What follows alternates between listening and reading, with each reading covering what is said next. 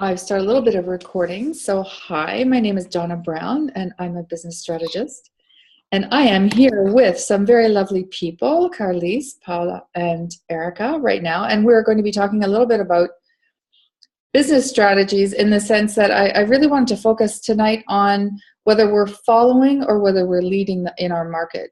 And these are not lessons, these are conversations. So, it's a little bit of a different format, I guess, than what people are used to. But I thought it'd be really, really interesting to open up some conversations around our own businesses and how we felt about where things are moving and trends and things like that. Just a sort of a larger conversation, and then also specifically about your own business, rather than the usual webinar, 5 things to do this, 5 ways to do this, 10 ways to do that, right? There are lots of that, and I love them, but I also was up for something a little bit different. So thank you for joining in and playing.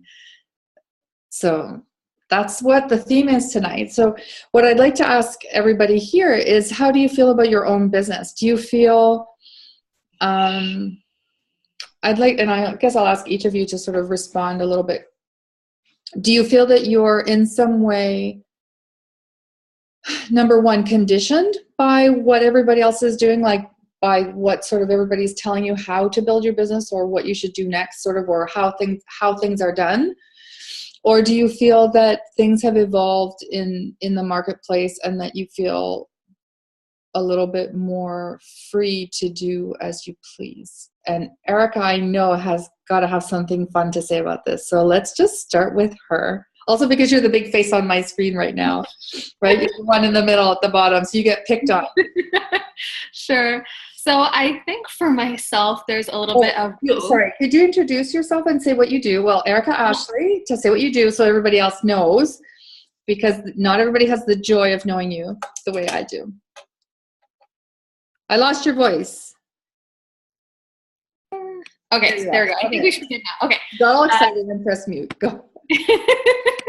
So I'm Erica Ashley, and my business is like a little bit in transition mode right now, but I consider myself a guide for other people. And so I kind of came on today because I think I'm trying a business model now that's more non-traditional and targeted to very specific people. Whereas before I was doing stuff that was kind of extremely generic. So I was following that, 3 clients, 5-figure month, like this is how you do it. You have to have a ginormous email list. You have to be running Facebook ads. You have to be doing funnels.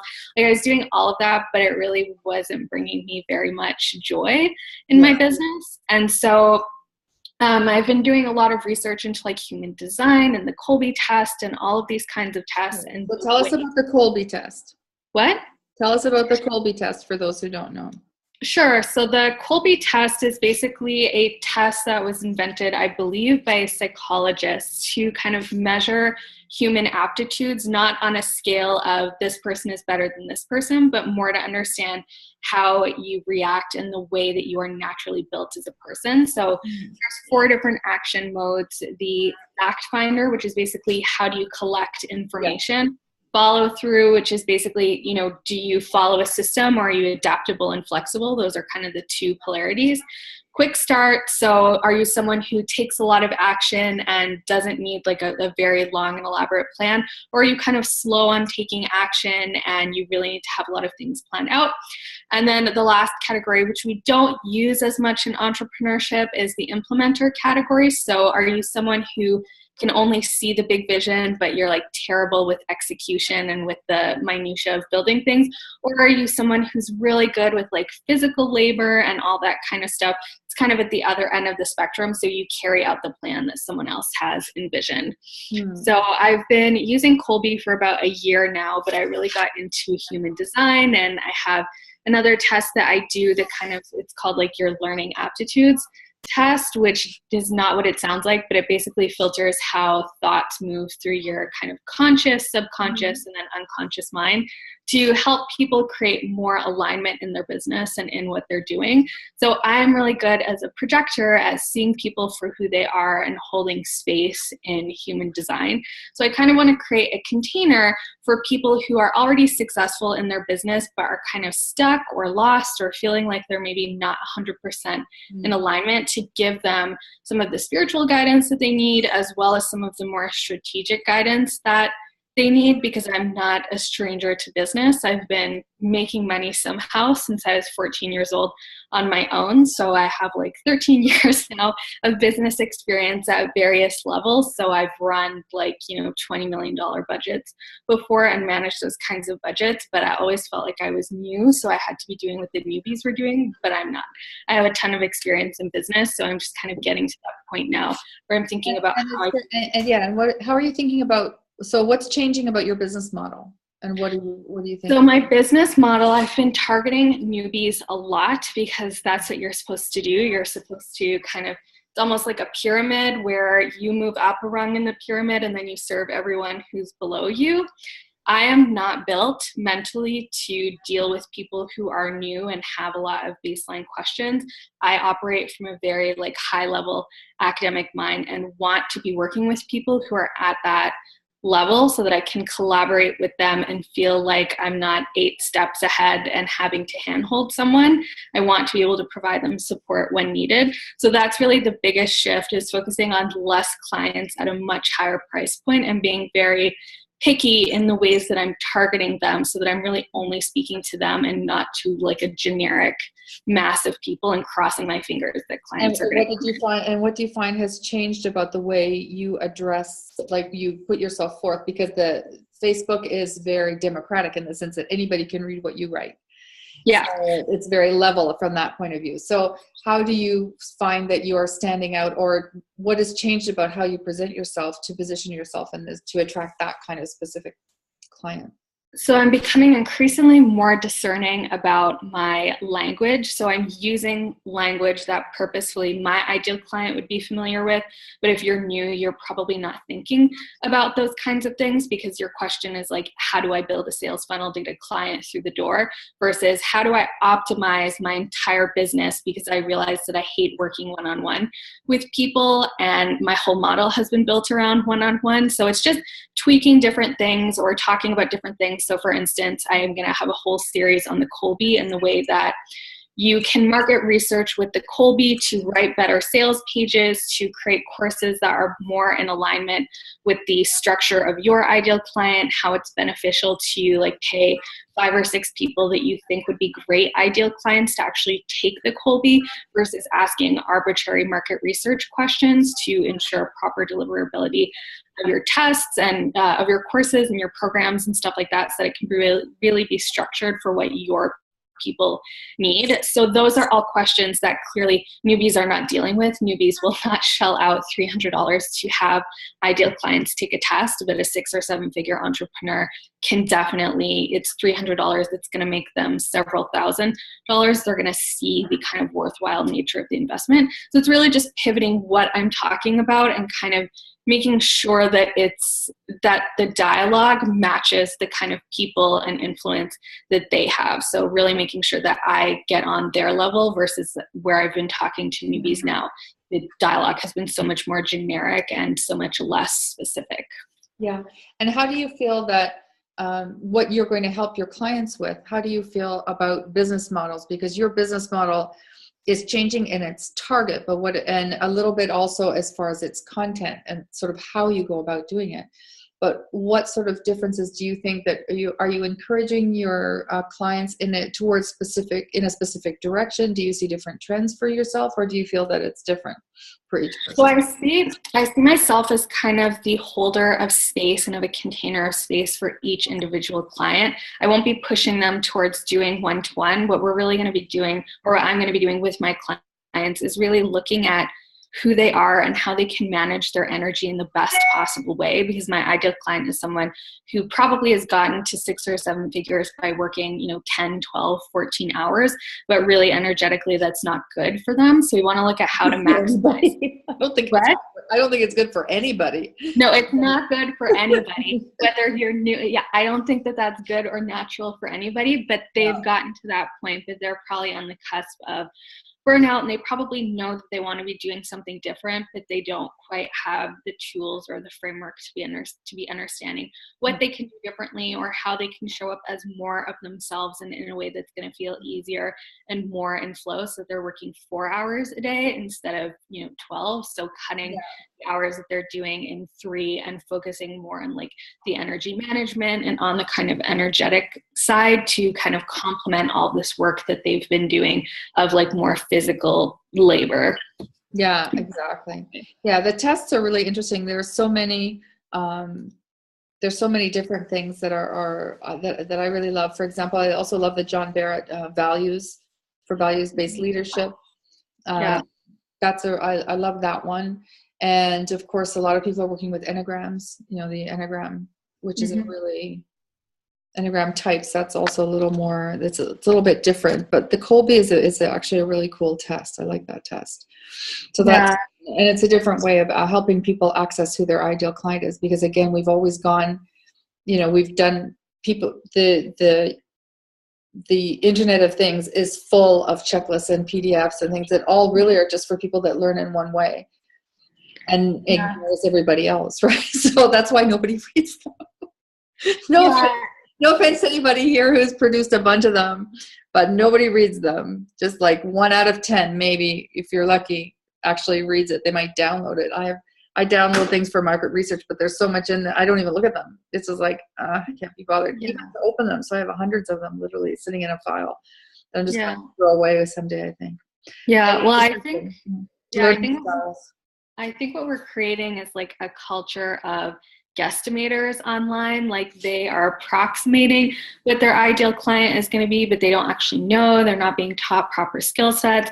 They're being taught one homogenous way of doing things. And it's like this person taught this person who taught this person who taught this person who taught this person. Yeah, I think we're ready for something different. Yeah, that's it. We're ready for something new and something fresh and different, and to not just have a pile of people who are slightly above one another teaching each other the same things. But I think it's really funny because it's really like a lot of people left their sort of 9 to 5 or whatever, but it's really almost like the same thing.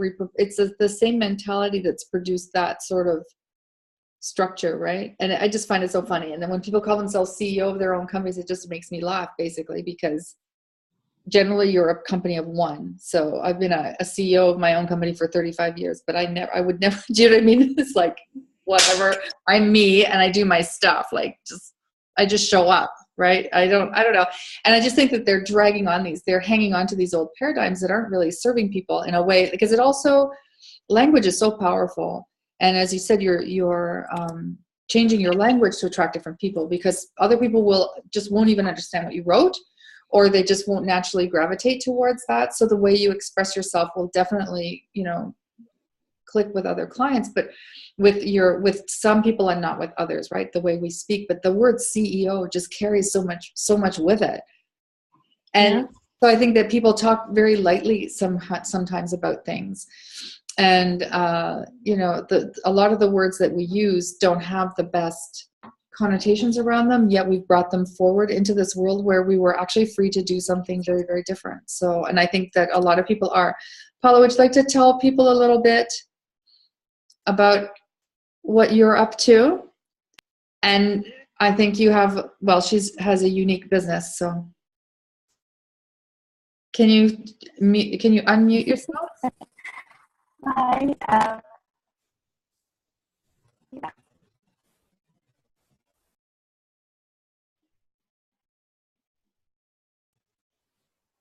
Hello, can you hear me? Yeah, now we can. Okay. Hi, I'm Paula. I'm a spiritual life coach. I'm exactly the person that Eric actually doesn't want to work with. I'm the newbie. I'm the one starting out.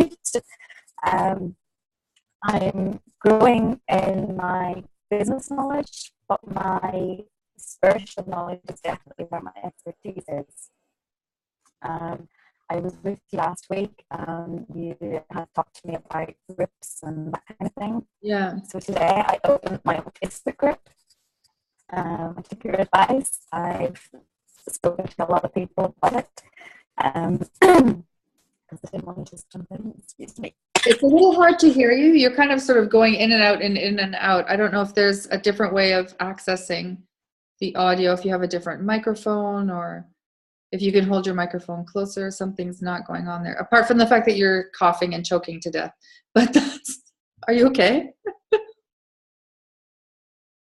Just take a moment.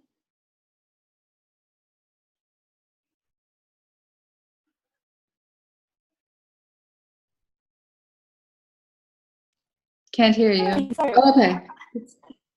The audio is not great. Is there something we can do? We heard you on the last call, Paula. So is there something you can do about your call, about your audio here somehow? Is that any better? No. Any better? Not thinking? No.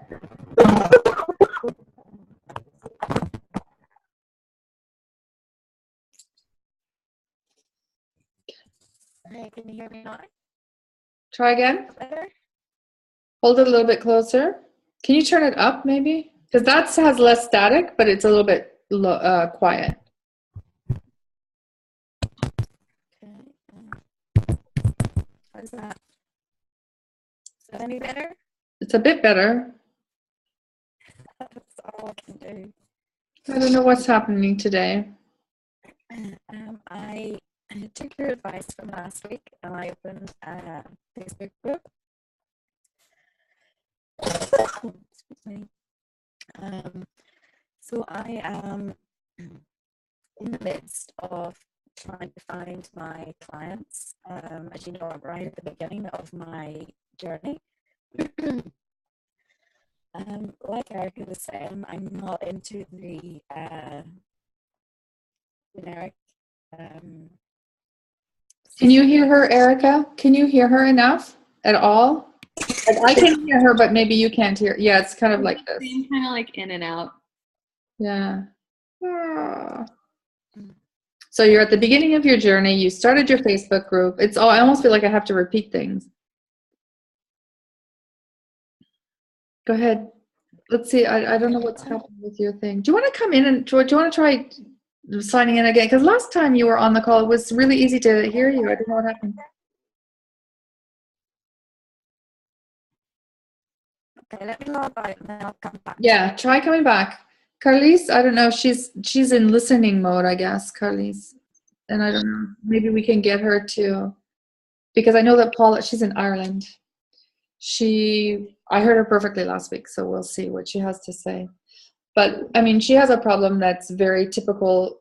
A lot of people have tons of offline experience, and then they have that, and it's that transition to the online space. And I think they get intimidated in some way by people sort of like zipping around and posting and doing this and launching that, and I've done this and I've done that. And it's always, it's not always exactly true what people are saying. But aside from that, let's just assume that everything that everybody says is true. It's also, it can get you very off center and very distracted.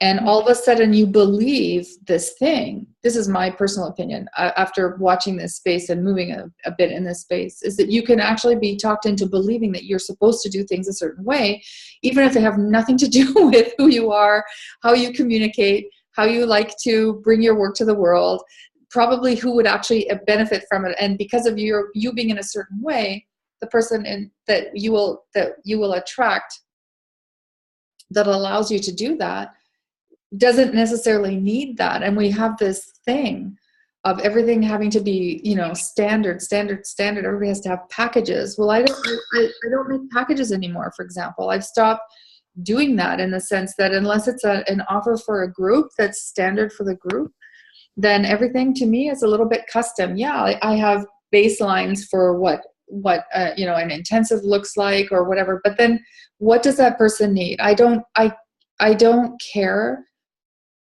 to sell anybody anything more than what they need or anything different than what they need. To me, it's like a gross disservice. And because everything I do, for example, is really super custom, even the people I've put together as a bunch of experts to sort of help people bring forth their work. So, but you don't have to do, it's not like a package, like a copywriter and somebody who will write you a sales page, a funnel, this or that, and and this whole thing, right? If you don't need that whole thing, then why would I tell you that you need it? So I've gone back to doing what I've always done for the last 35 years, and I've earned a pretty decent living all these years, to making basically offers, in the sense that, to me, this is what you need. Like a client in a normal situation in the real world, you go and see a client and you do not sell them packages. You ask them what they need. You listen, you sort of figure out what it is they actually really need. You tell them what you think you can do for them. And then you say, I will write you a proposal, and you make them a proposal. That's what I've gone back to, because to me, it just, I don't know, it's just like, doesn't make a whole lot of sense. And I understand that, there's that whole dynamic of, getting them on the call and closing and this and that. And it's just like, I have closed so much my whole life. I don't like, why is this any different? Like, I don't even get why it's any different at this point, right? Like, I bought into that for a long time, and there's a part of me that believes it, but there's also a big part of me that doesn't believe that. I think at a certain point, you need what you need. I don't know how everybody else feels like that, but I'm moving to this very, very different thing where I will say, okay, so if it's really just me one-on-one, then yeah, it sort of falls into kind of a formulaic type thing, just because it's easier that way. But everything else, no, there's not, no. To me, yeah. that's where I've gone. I've gone to everybody, because at a certain point, I believe that people like Paula, who's just starting out, can in some ways, okay, so to sort of mediate, and then I'll get back to you, Paula. Hopefully there's better audio this time. You want to say something just so that we can see if we can hear you? Time? Can we hear you better? Say something more. Is this any clearer this time? Yes, so much better. I'm so glad I'm so glad you went away. But I'll just the thought, and then we'll get back to you. But just to mediate a little bit between Erica and Paula, there's nothing to mediate in that sense. But these two things, it's not actually that different. I understand, like, Erica gravitates naturally to a certain type of client, and that has to be respected. There's no point in her going to a certain level of serving people at a certain level that isn't really her level. I've always done high-end clients. I've always done very custom things my entire life. Why would I start now doing giant group container programs? That has nothing to do with me. And teaching people the basics. I'm not a basics person. So that's, again, it's, and I was laughing when you're talking about the thing, there are very few people who are those big visions people. It's like, right? So it's pretty different from generally what you find in the online space. Everybody here is like, they figure they're long-term when they've done a year, they planned a year or something. Anyway, but I just think that people at all different levels need specific advice for them, because I might be really strong in one thing and weak in one thing. And a lot of the container things assume you're weak in everything equally. And so that you start from nothingness, right? And nobody comes to the online space in nothingness, but there's this sort of preconceived idea that we start from nothing and then we build into something, but we were always something. And so maybe I have all kinds of skills that I've brought to that space, whether I've learned to configure things in a certain way or not, that's sort of acceptable or understandable to the online world. And I think that's why I also did these free mastermind sessions, and in the group I'll be offering them regularly, just because I think that everybody needs occasionally just some advice, right? Like, you don't always need an intensive, you don't always need a power hour, you don't always need, this big thing, right? Sometimes it's just like, okay, can I just ask you something? Sure, why not? Like, why not? And I think that individual help at all levels is really beneficial. But anyways, so Paula, go on. You're a spiritual coach, a spiritual life coach. Hey. And she has a really interesting thing, Erica. I think she has a very interesting Paula has a really interesting, I will let you talk. She has a very interesting sort of take on things because she's in a only mildly religious country. She has a very, it's really interesting. So tell people, you're like, don't just say your spiritual goals, tell them what you do. Like, it's almost, I don't want to say it's funny, but it's fun and funny almost at the same time, because it's just like, only in Ireland could you need something like that. Go for it. Only in Ireland could you need it, but no, that's not true. Italy could do it. Any Catholic country. I know, I'm just teasing you. No, life coaching is not a thing here, and it is really widely needed, but it just hasn't caught on yet. We're so far behind the times. It's unreal. Right. But yes, I'm a spiritual life coach. I'm, like I said, I'm exactly who Erica doesn't want to work with. I'm the newbie, but I do have a big picture. I am much better at the big picture than the day-to-day details. I do a lot of work with angels, with energy healing, with crystals, with manifesting, law of attraction, law of correspondence, all of that kind of thing. I just started out in December, so I haven't actually had a client yet. I've only had one discovery call, but I'm working on that. After being here last week with you, Donna, I did go ahead and open up a group today. We talked about some safe space and safe environment for people. So I went ahead and did that today. And what's it called? It's called the Spiritual Nook. But you, I'm just going to make you go back there for a second. You do a lot of work with people who need to free themselves of religion to uncover their spirituality. So that's why I was teaching her about being in Ireland. Yeah. But yeah. So there's say 2 words about that. Part of what I do is that I work with people that have been sort of hurt or brought up in a really, really strict religious, organized religious upbringing, because that's not always a positive thing. All of the time it is, obviously. A lot of the time it's really not. But those people come into adulthood and they know that they believe in something. Okay, you know that they have faith. It was perfect before. So what's different, because your audio has now gone. You're just not supposed to say anything. That's it. That's the bottom line. Sorry? Nothing has changed. I haven't changed anything. No. Well, because we could hear you. We were so clear at the beginning, and now it's not clear again. It's gone back to before, where it's like a huge thing. But it's interesting. So I don't know if you want to play with something. But it's interesting, this concept because there's so many people who have been brought up in different religions, right? But that are so strict.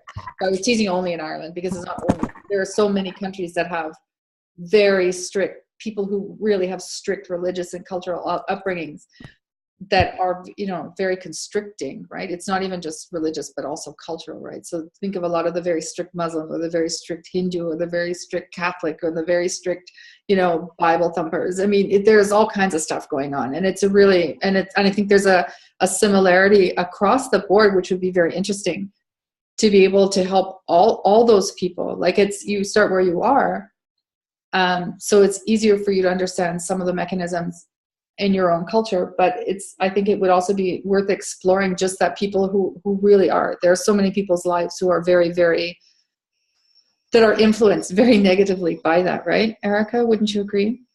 Yeah, definitely. So growing up in a Catholic household, I had difficulty reconciling with my own identity as a queer person. And then I just completely rejected religion and spirituality altogether, and then kind of had to come back and do some deep healing when I needed some kind of guidance outside of myself.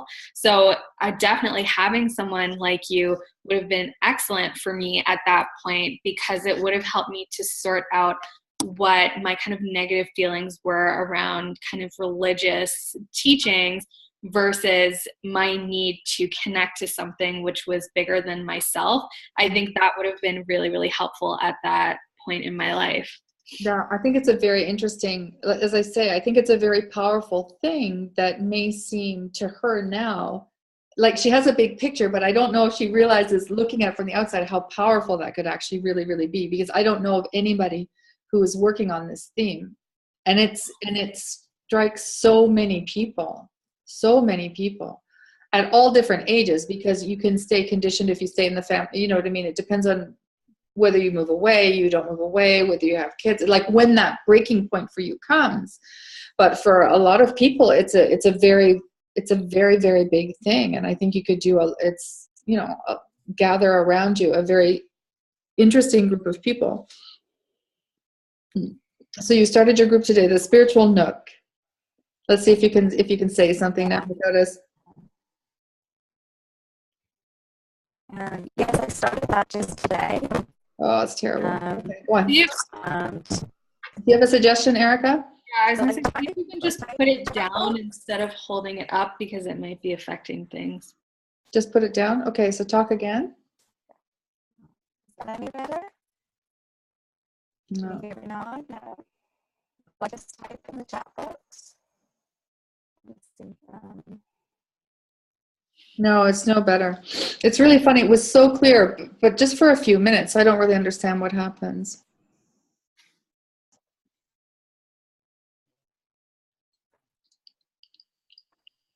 Well, I type in here, but you don't want you to have to type out everything, though. That's going to take you a while. Don't worry about that.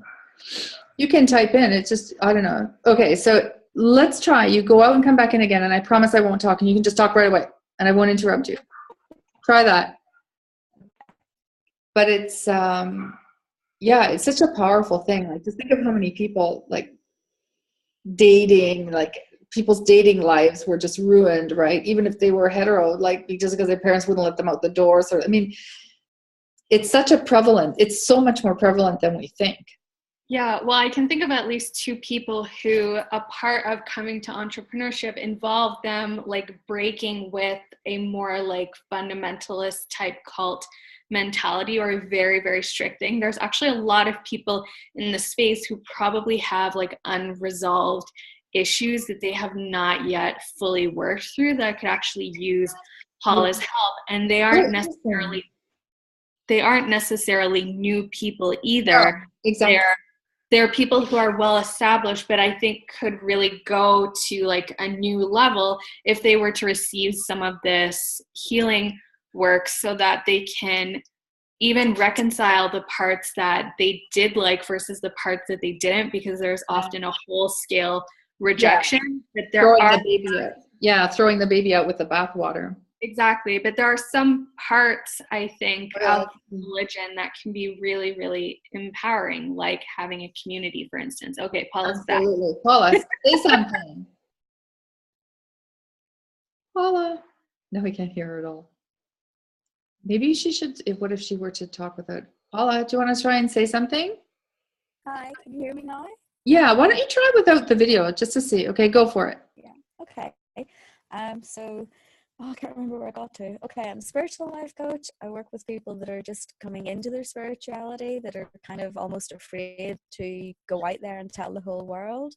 I work with people who have had a very strict religious upbringing and have possibly been hurt by that. I work with people who know that they have some gifts, but they don't know how to use them or what to do with those. I did open my group today, the Spiritual Nook. We were on here last week with Gia. Yes. The Twin Flame lady. I have spoken to her, and I'm going to interview her for my group and for my blog about Twin Flames. So we're doing that.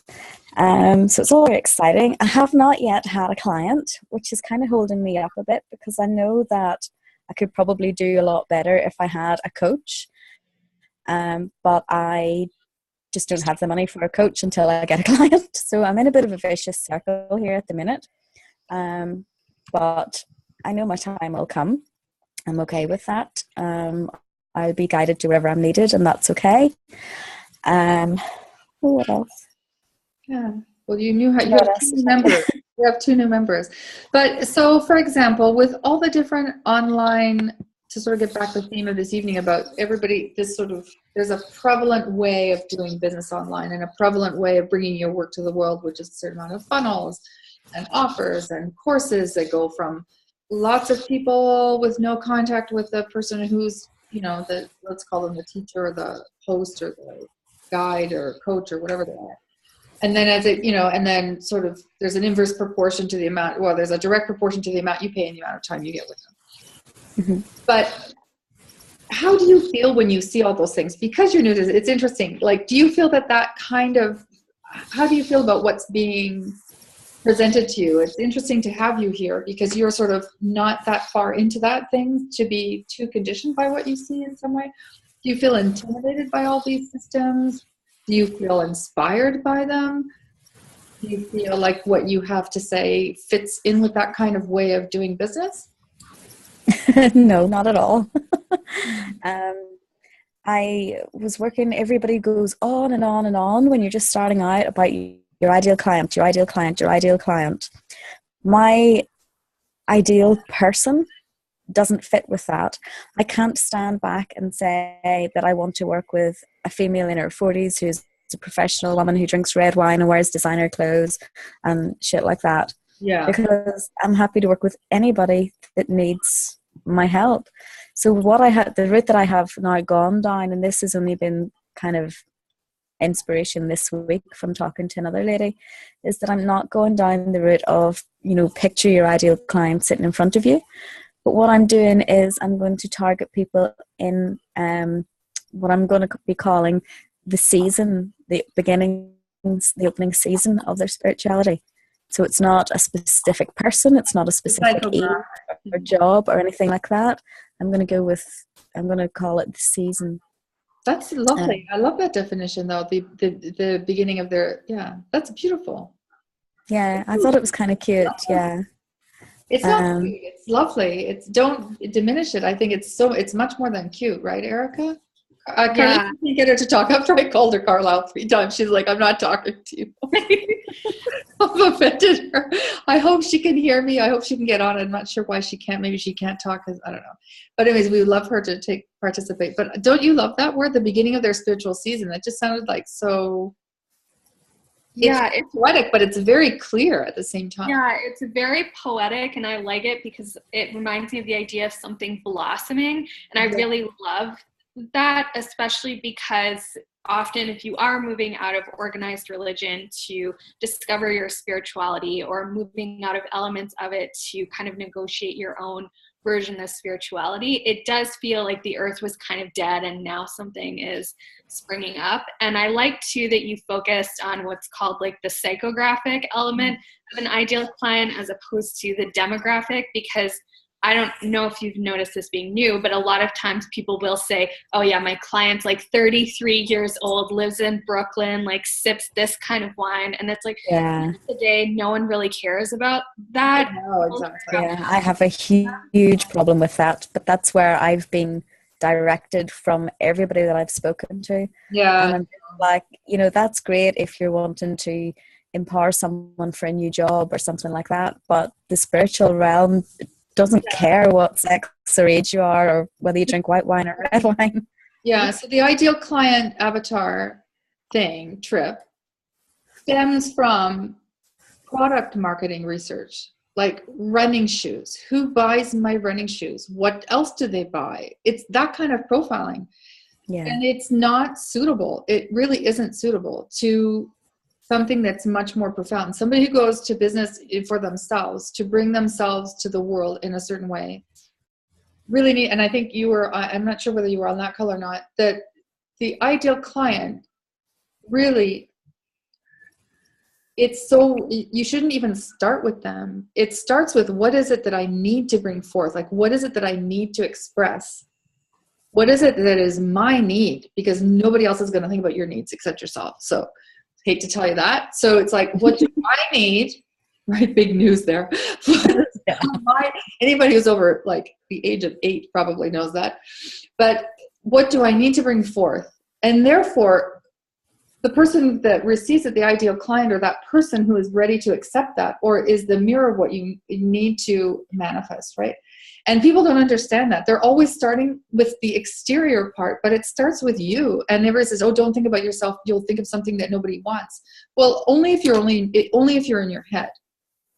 If you're into a little bit more aware and self-aware, you'll know that you need to do certain things. I know what I need to do, and I need to find the person. And by telling people, this is what I do, it's kind of like, this is my need. And then the person goes, oh, I need that. Like, I need to offer this. And somebody says, yeah, I need that. And it's really weird. And so to me, the ideal client doesn't really work like that, the way people say it does. And then also, I believe there's some really interesting work on archetypes, which is even, different than testing and things like that. So again, archetypes are much more profound than, this sort of red wine and, Gucci bag thing. Yeah. Which really is so small. To me, it's a very small way of thinking.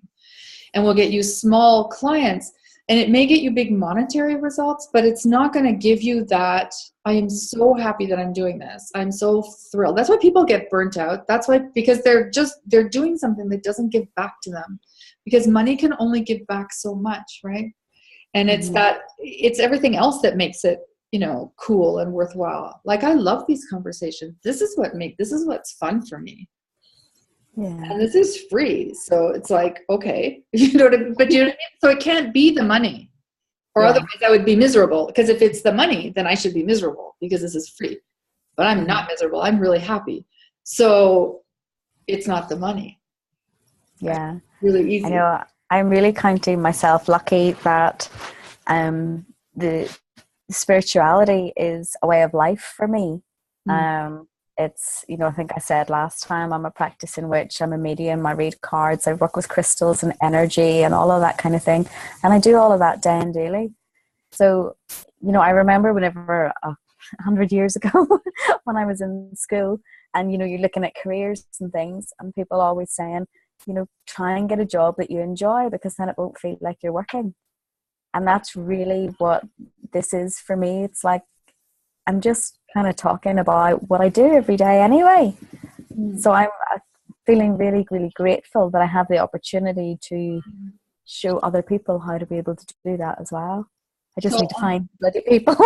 Yeah, but don't worry about that. So when they say picture that person in front of you, I don't know what Erica does, but for example, more than thinking of a specific person in front of me, I just sort of open myself to call these people towards me, that the people who need what I have to offer now they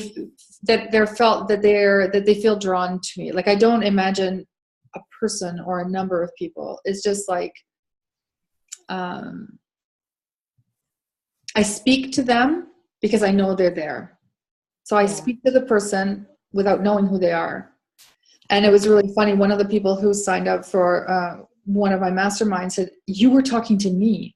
I could feel you talking to me. I said, I was talking to you. I just didn't know it was you, but I was talking to you. And that's why I think that you shouldn't worry about, I need clients in that sense. Like, just forget about all that, which is probably the least businessy advice you'll get. But if you do forget about that, and you do, right, and you do show up, and it's recorded, so people will know I say things like this. So in that sense, if you show up in that full sense of service, and this is what I have to offer, in that very sort of pure intention, and really just sort of with your intention draw to you the people that will benefit from you, you will find those people and speak to that person every time. Like, center yourself and speak to, I know you're listening.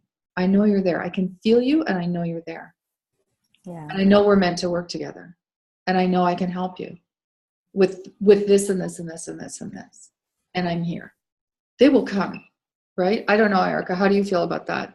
Yeah, so I do the same thing. I've kind of given up on this like energy of even, because at one point I had picked someone that I knew I could help and would be an ideal client for what I was doing at the time. And so I used to direct all of my energy to that person and people now I just direct my attention towards, like, I set the intention before I post, whoever is meant to read, respond, resonate, with this will read, respond, resonate with this. And if they are meant to become a client, fantastic, they become a client. If they just need the message that I have to offer today, great. I'm delivering the message that I have to offer. And it's taken so much pressure off of me to make things perfect, because I know it's not going to resonate with anyone or with everyone. It's literally just going to resonate with the people who need to hear whatever I have to say on a particular day. So I've stopped like planning content and doing a lot of things that I was doing before to just move towards a more, okay, what is the message that I'm meant to be delivering today, and how can I best be a steward to deliver the message that I'm meant to deliver today? And then I figure out if it's a live, if it's a post in a group, I figure out how I'm best meant to deliver the message, and then I just put it out there. I find it takes so much pressure off of me and off of the daily kind of burdens, quote unquote, of business by just saying this is going to reach exactly who it's supposed to reach for exactly the right reason. So that's kind of my approach to posting and creating content and putting myself out there, is it's exactly perfect for the right people at the right time. Yeah. And that allows you that, because what we get, the reason we get anxious is because we've made up a goal and we forget that we made it up. And that we do, and we buy into this. Oh my God, I have this launch. Oh my God, I have to do this. So it's like, well, no, actually you don't. No, you don't actually. If it isn't working and you start to do something and then it isn't working for you, you're absolutely free to stop. Like, and people say, no, like I have to do that. Well, who cares what people, just don't do it anymore. Right? It's so funny that we don't allow ourselves that freedom when we came into this to be free and to express ourselves freely. And then we let a bunch of things, people and systems convince us that we need to do a bunch of other stuff that we actually don't want to do. Why aren't people posting consistently? Because they don't want to. It's like, it's really simple. I don't want to post 4 times a day in 5 different groups or something like that. It's just like, no, I don't want to do that.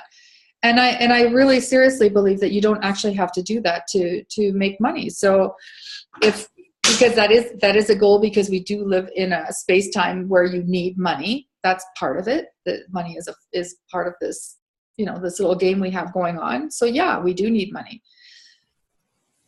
But I don't know. I just think that we could be a lot freer. And I like what Erica says, and especially with the work that Paula does, that, by just putting it out there, and don't give yourself, I need a client today. I need one by Friday.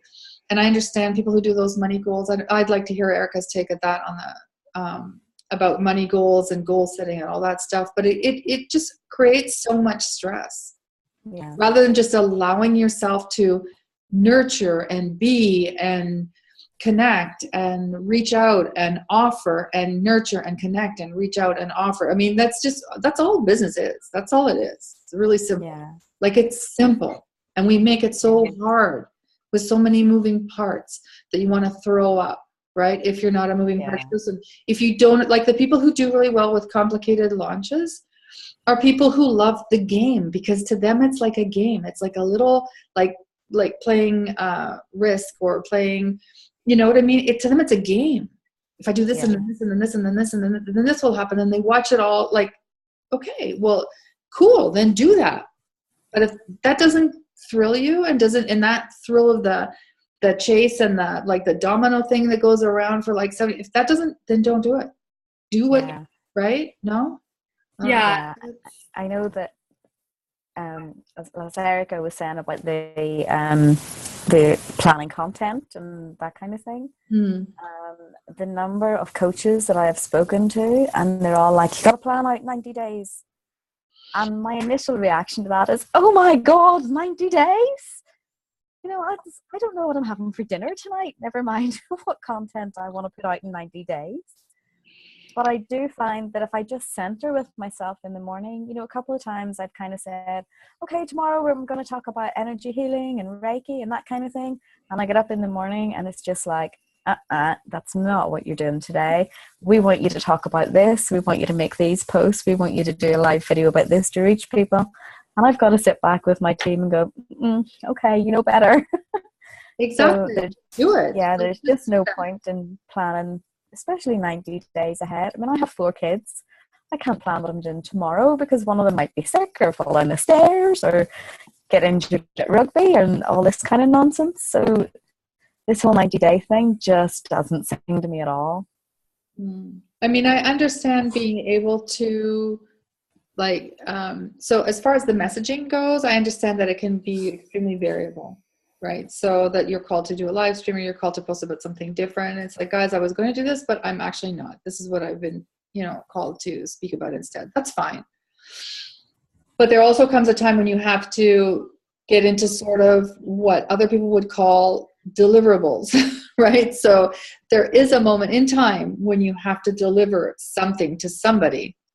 Yeah. Right. So if those are not just single sessions or like it can also be your style. People can know you and love you for who you are and how you do things. And those are the people who will sign up with you.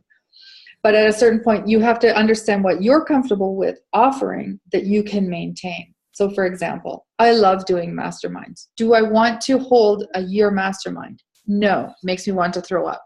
Will I hold a year's worth of masterminds?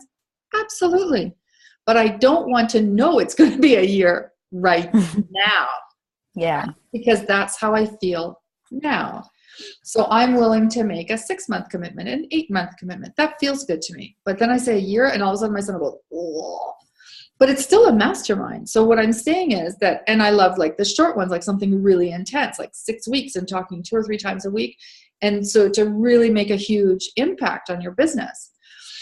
As far as like big visions and moving things in like those are all fun. Those are all good for me. But at a certain point you have to deliver them, right? You have to decide that you're going to so if let's say one of the things I love to do is masterminds, I have to know about myself at a certain point. I am going to have to come up with a structure that I can actually deliver to people or I won't have clients. So yes, flexibility within, but then there have to be some sort of, grounding points to that grounding thing. Otherwise it's just fun and a hobby, which you can do right now. Also, like you're very free to do that. There are a lot of people that have groups just because they want to, and they just want to do their stuff. But but you need to be very clear with yourself, I think, what it is that you really want out of this experience at this time. What you want in the future can change. I mean, Erica's changed her positioning 2 or 3 times and brought lots and lots of people with her on her voyage, right? On her journey,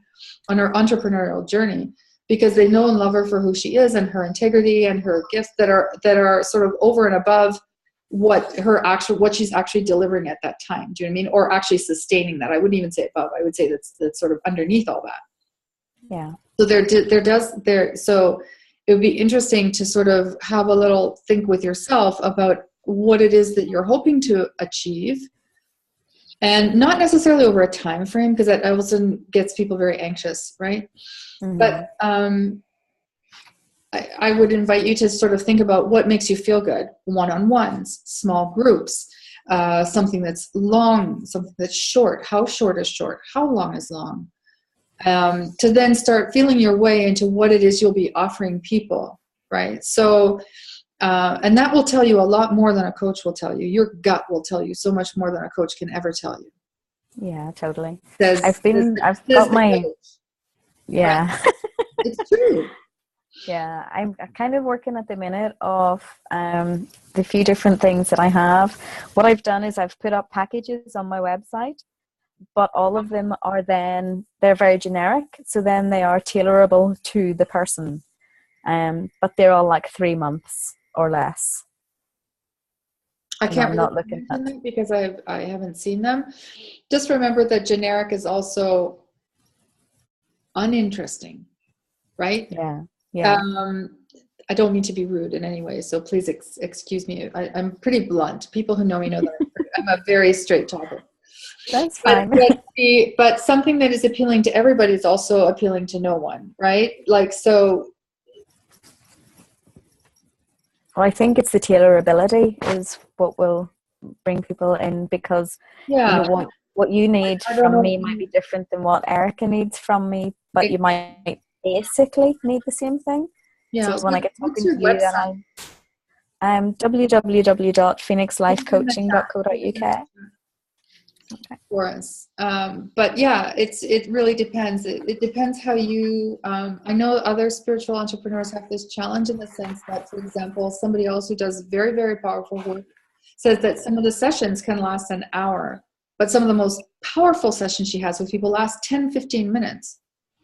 The hour is generally when there's a little bit of pushback, when there's a lot of, when there's not a lot of clarity, when the person's, there's some sort of resistance, that's when it takes a long time.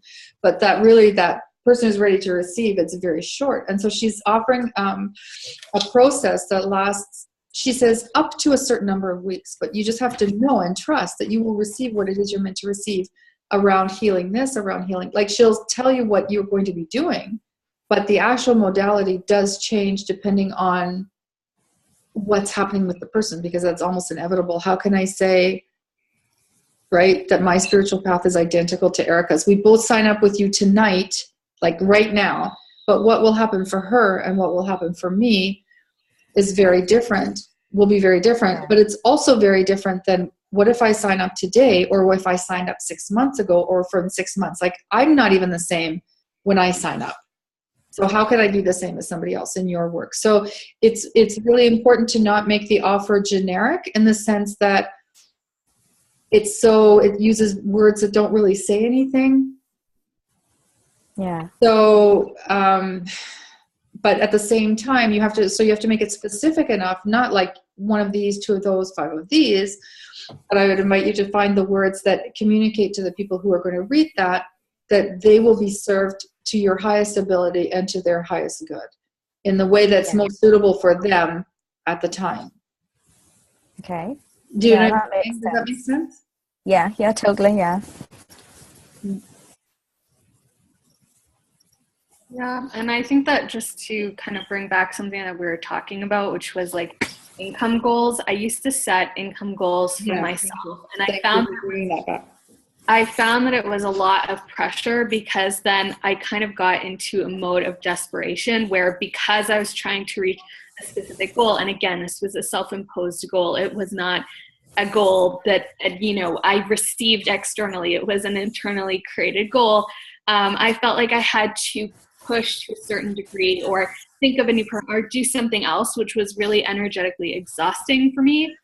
And I think a lot of people who get into that mode of, okay, I made 10K this month, and 12K this month, and then 15K the month after, and then I'm going to double that to 30K. They're living in a space of non-surrender, because the universe will inevitably always provide you the abundance that you need at a specific period in time if you just surrender and believe that. So whether it's just enough for your basic needs right now, or whether it's like a huge breakthrough month, the universe is providing to you exactly what it is that you need at a specific moment in time for some kind of specific reason. And if I found that if I just surrender, I always end up making a lot more money than if I'm targeting a specific goal, because I'm just open. I'm open to whatever inspired ideas come. I'm open to whatever pops up. And then I do have things that I launch or I'll do on a more specific schedule. And then I always kind of have an idea of how much money I'm going to make as like a baseline income piece. But beyond that, I'm always open for inspiration. So if I want to put out an offer for something that I wasn't intending, great. If one person buys it, fantastic. If 10 buy, even better. I'm not attached to the outcome, which actually brings a lot more to me than being like, okay, I have to meet some kind of financial goal, which I think is how a lot of coaches measure their success as a coach, and it's how they measure a lot of clients' successes as well, versus finding, other key performance indicators that could indicate that a client is doing really well, but they're not necessarily attached to money. Money is only one indicator, but of course it's the one that people use the most to define success. Yeah. And I think that's very, very important. What Erica said is like, I think in your choice of people that you work with, or people even that you follow, just to sort of see what they're up to, are people that align with your values, because it's very easy, just because it's a business, it isn't about the numbers. And new businesses are changing, and businesses are less and less about numbers, because there's no such thing as constant exponential growth. Like, at a certain point, Well, now we lost her. But at a certain point, there's something to be said for, like, there's a big question of how much do you need to grow, right? There's all these performance things, plus this, plus that. But what's wrong with staying the same? What's wrong with just staying, that much ahead of inflation or something? What's wrong with that? There's nothing undignified about that at all.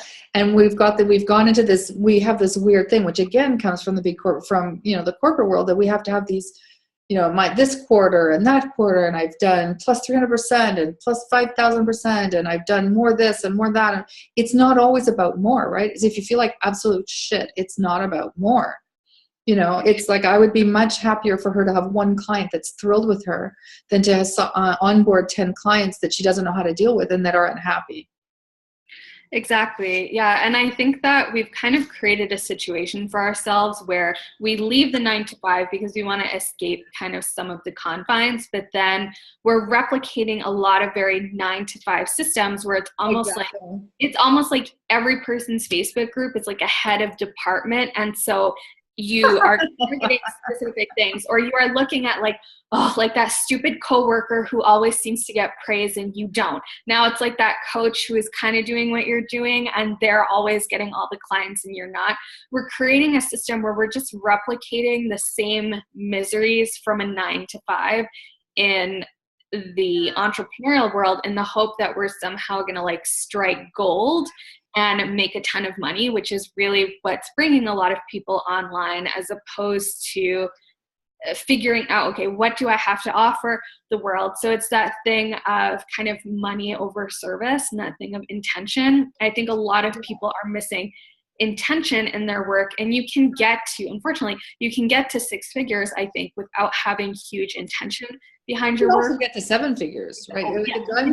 Don't kid me. Like there are so many otherwise people who have no great intentions wouldn't be as rich as they are. And there are a lot of people. So yeah, exactly. So there are people at all levels who are getting to that, but I think I say 6 figures because it's like the hallowed space. If you reach the 6-figure year, then you're like some kind of like demigod basically in the coaching world.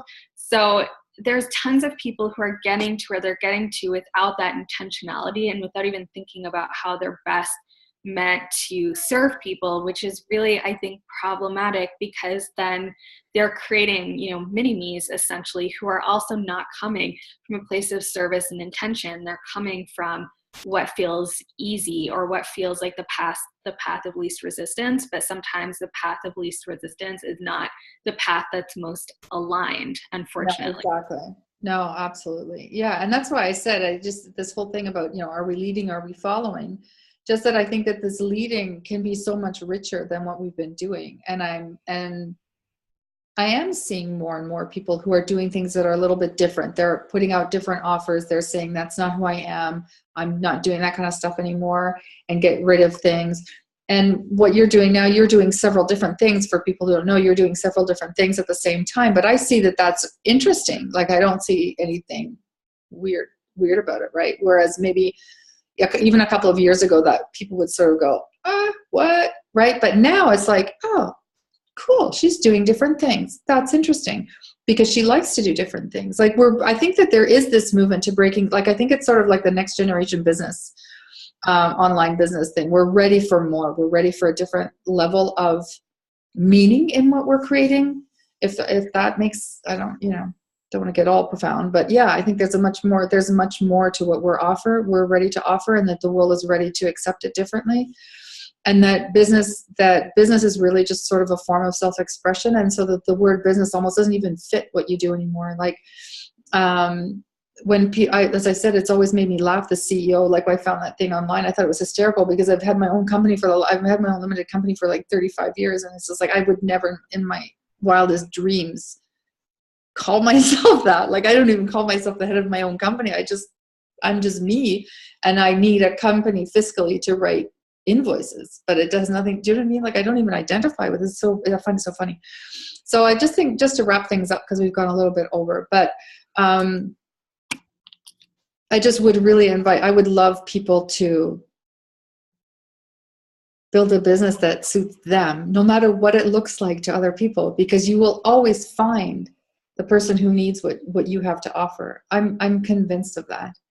And if you offer it with integrity, I think it's when people get into their minds and, you know what I mean, all that headspace, that's when they're not selling and they're flopping out. But when you really settle into who you are and what you have to offer, I really think that there's that freedom of creation that is so, it should be more fun, right? I think there should be a certain amount of fun in what we do. So anyways, so for the people who are watching the replay, thank you so much, Erica, for showing up so beautifully and perfectly here and sharing everything. And Carlise, I'm really sorry we didn't get to speak, and I'm going to find you and chase you down and say sorry for misreading your name.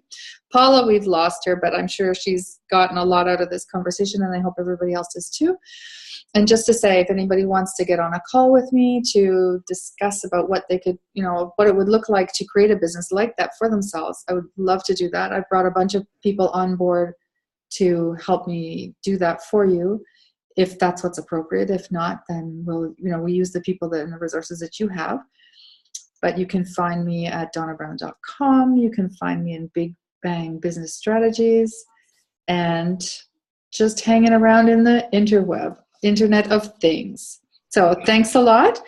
And if you want to hang on a second, Eric, afterwards, I'll say hi. I'll just stop the recording. But anyways, thanks everybody, and see you next time.